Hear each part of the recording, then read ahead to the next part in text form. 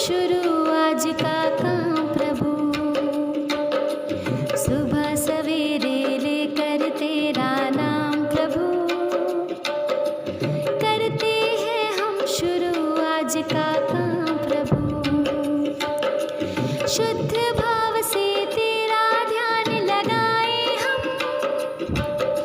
विद्या का वरदान तुम्हीं से पाए हम। शुद्ध भाव से तेरा ध्यान लगाए हम, विद्या का वरदान तुम्हीं से पाए हम। विद्या का वरदान तुम्हीं से पाए हम। तुम्हीं से है आगाज तुम्हीं अंजाम प्रभु, करते हैं हम शुरू आज का काम प्रभु। सुबह सवेरे लेकर तेरा नाम प्रभु, करते हैं हम शुरू आज का काम प्रभु।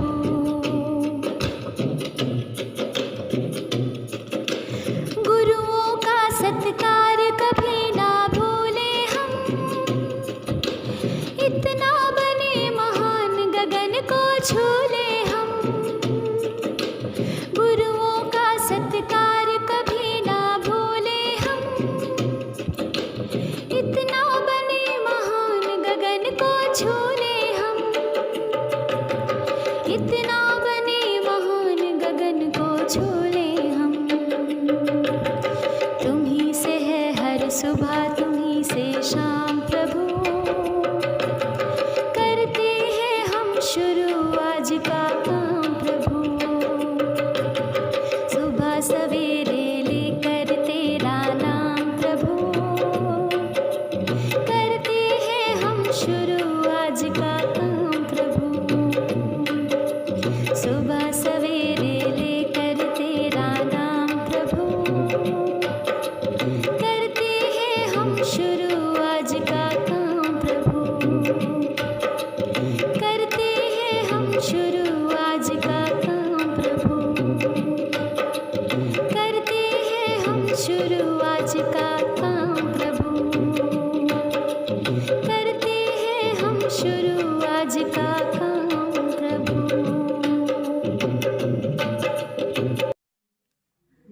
नमस्कार।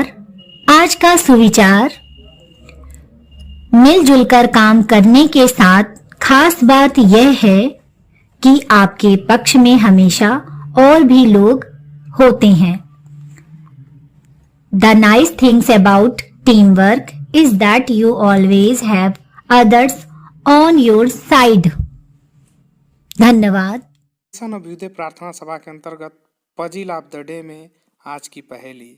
खुली रात में पैदा होती, हरी घास पर सोती हूँ, मोती जैसी मूरत मेरी, बादल की मैं पोती हूँ। खुली रात में पैदा होती, हरी घास पर सोती हूँ, मोती जैसी मूरत मेरी, बादल की मैं पोती हूँ। इसका उत्तर क्या होगा? इसका उत्तर होगा ओस। ओस की बूंदें देखी है ना पत्तों पर, आजकल खूब दिखते हैं। धन्यवाद। सुप्रभात। मैं उपस्थित हूँ आज के शब्द के साथ। आज का शब्द है near by. Near by means समीप। NEARBY।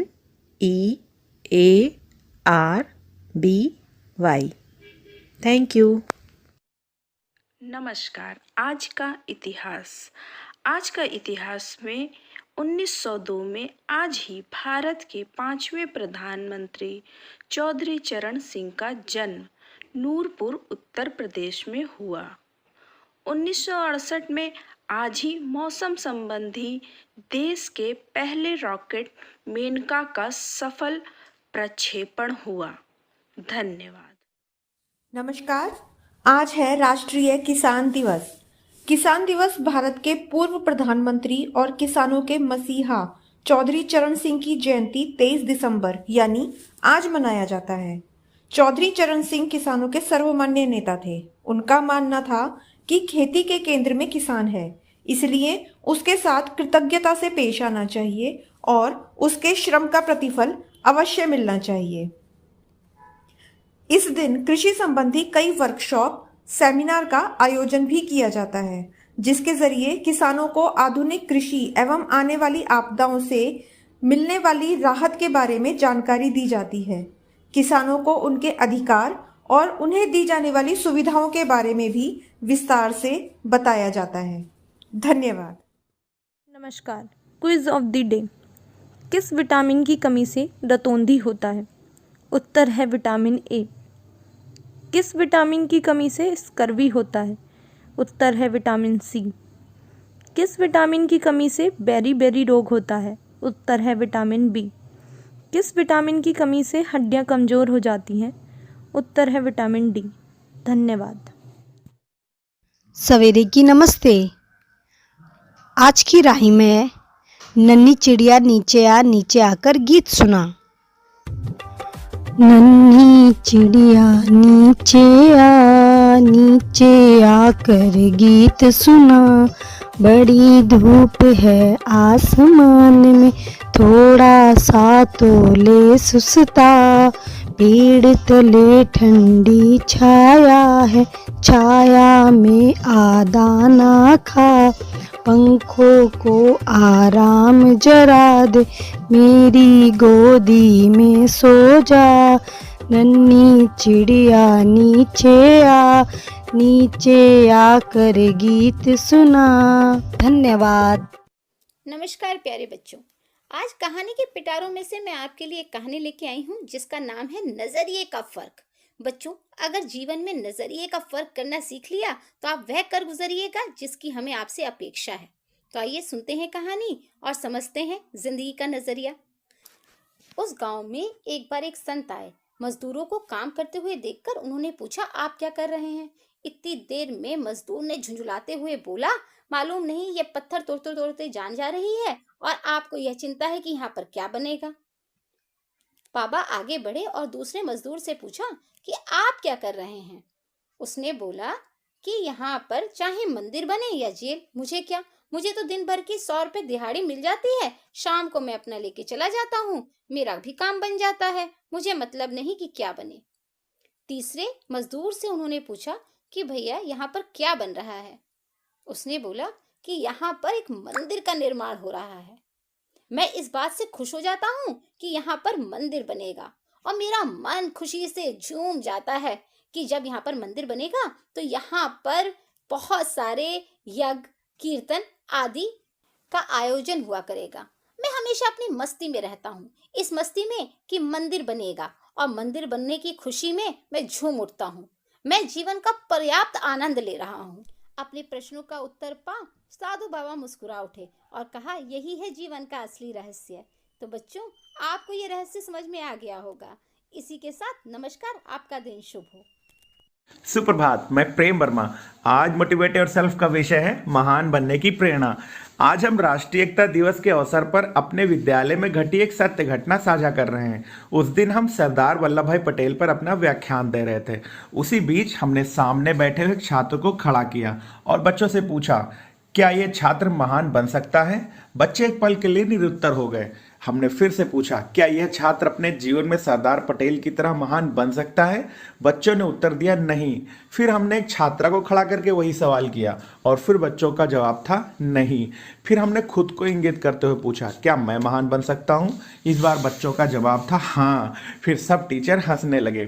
फिर हमने उन्हें बताया कि दुनिया में कोई भी व्यक्ति महान बन सकता है अगर वो अपने जीवन में कोई ऐसा असामान्य, असाधारण या असंभव सा लगने वाला कार्य करता है जिससे समाज या समाज के बड़े हिस्से का हित जुड़ा हो। आप सब महान बन सकते हैं, बस आपको ऐसा ही कोई कार्य करना है जैसा कार्य सरदार पटेल ने किया था। सरदार पटेल यदि सोचते कि 565 रियासतें हैं, इनके एकीकरण का काम मैं ही भला क्यों करूं, या वो ये सोचते कि इसमें पहले कुछ लोग मेरे साथ चले तब करूंगा, तो शायद एकीकरण ना हो पाता और ना ही वो महान बन पाते। महान वो बनते हैं जो अपने लक्ष्य के लिए किसी और का मुंह नहीं ताकते, खुद आगे बढ़ते हैं और जब वो आगे बढ़ते जाते हैं तो एक दिन उन्हें उनकी मंजिल मिल जाती है। धन्यवाद। आपका दिन शुभ हो। सभी साथियों को संजीव शर्मा का प्रणाम। आप देख रहे हैं प्रेरणा सूची से जुड़े हुए लर्निंग आउटकम से जुड़ा कार्यक्रम, जिसमें प्रतिदिन हम किसी एक लर्निंग आउटकम से जुड़ी किसी एक गतिविधि पर चर्चा करते हैं। आज हम बात करने वाले हैं एलो कोड M408, जिसका विषय है संख्याओं की समझ एवं गणितीय कार्य। अर्थात इस एलो कोड में भिन्नों के प्रति समझ की बात कही गई है। आइए देखते हैं कि इस एलो कोड के लिए हम किस प्रकार की गतिविधि करा सकते हैं। यहाँ दी गई गतिविधि एक उदाहरण मात्र है। शिक्षक ऐसी ही अन्य गतिविधियां अपनी शिक्षण योजनाओं के लिए बना सकते हैं। तो आइए देखते हैं आज की गतिविधि। साथियों, हमारी आज की गतिविधि का नाम है मेरा हिस्सा। सभी बच्चे ध्यान से सुने। आज मोनू और रानी इन दोनों का जन्मदिन है और मैं आज आपकी क्लास में केक लेके आया हुआ हूं। आज इनके जन्मदिन पर केक काटेंगे। मोनू और रानी, आप दोनों ये ध्यान रखें कि इस वक्त कक्षा में कुल 10 बच्चे हैं और इन सभी में ये केक बांटना है और बराबर बराबर बांटना है। अर्थात आपको इस एक केक के 10 बराबर भाग करने हैं।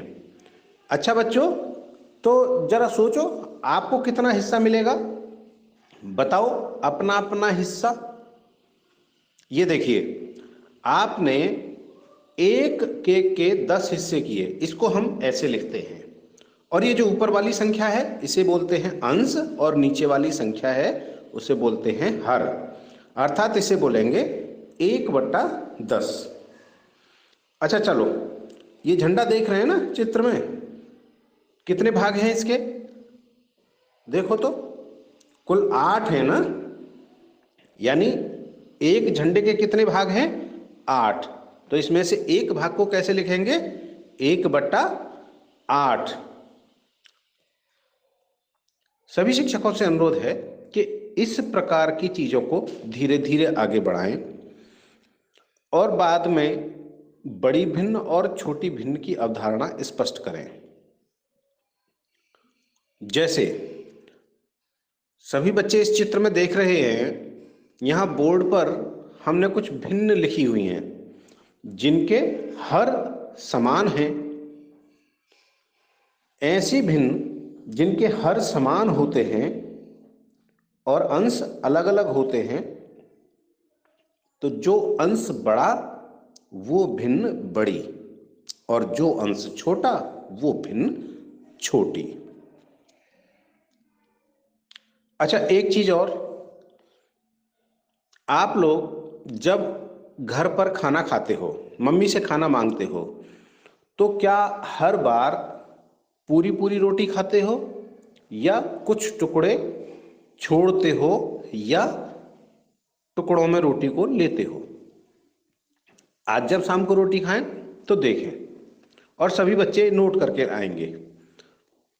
किसने 1 खाई, किसने 2 खाई, किसने 2 के साथ आधी और खाई, या किसने 2 के साथ चौथाई और खाई, या 1 के साथ कितना बड़ा टुकड़ा खाया, इसे देख के आएंगे।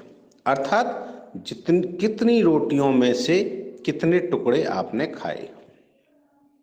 सभी शिक्षक साथियों से अनुरोध है कि इस प्रकार से इन कंसेप्ट को स्पष्ट करें और बार बार ये रोचक गतिविधियां छात्रों को करने को प्रेरित करें, जिससे कि भिन्न का कंसेप्ट स्पष्ट हो पाएगा। जब आपकी सक्रिय भागीदारी होगी और गतिविधि रोचक पूर्ण होगी तो आप देखेंगे छात्र अब पहले से बेहतर तरीके से समझ पा रहे हैं और अपनी बात को स्पष्ट कर पा रहे हैं। तो कराते रहें गतिविधि और हासिल करें प्रेरणा लक्ष्यों को। हम बनाएंगे प्रेरक प्रदेश उत्तर प्रदेश। जय हिंद, जय शिक्षा।